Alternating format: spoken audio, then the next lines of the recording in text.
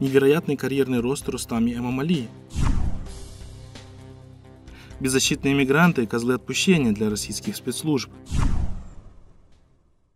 Мэр города Душанбе и старший сын президента Рахмона Рустами Эмомали одержал победу на выборах в городской маджлис, получив депутатский мандат в столичном парламенте. Глава 25-го избирательного участка Абдулло Халиков заявил, якобы за Рустами Эмомали отдали свои голоса 84,8% избирателей.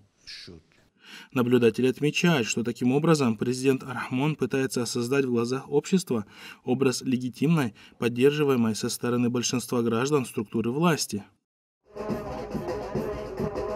Также озвучиваются и прогнозы по дальнейшему карьерному росту Рустами Эмомали. Есть мнение, что в скором времени сын Рахмона может стать председателем Верхней палаты парламента, потеснив Махмад Саида Убойдуллоева, то есть вторым лицом в государстве после президента Таджикистана. А в том, что, согласно плану Рахмона, в будущем его сын унаследует президентское кресло своего отца, ни у кого уже не осталось сомнений.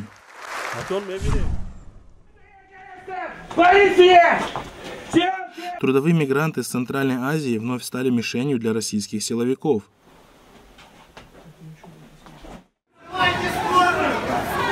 Так, после взрыва в метро в Санкт-Петербурге по всей России усилились рейды и фабрикации против трудовых мигрантов. Причем российские СМИ сыграли не последнюю роль в дискредитации трудовых мигрантов путем муссирования лживой информации об их причастности к взрывам. Сразу же после происшествия в Санкт-Петербурге по всей России прокатились аресты мигрантов по сфабрикованным обвинениям.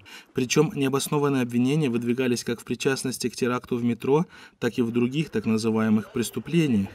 Так, в Кемеровской области были задержаны 6 граждан Таджикистана по обвинению в участии в одном из исламских движений. При обыске у задержанных была изъята исламская литература.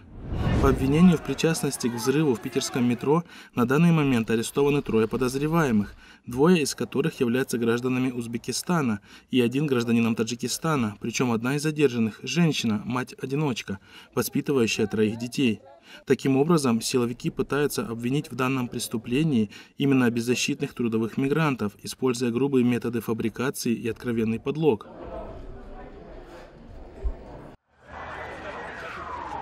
А что же касается самого теракта, произошедшего в Санкт-Петербурге, то многие российские журналисты и независимые эксперты однозначно высказались о том, что, вероятнее всего, он является делом рук Кремля, которому подобное происшествие пришлось очень кстати для нейтрализации протестных настроений, распространившихся в последнее время в России.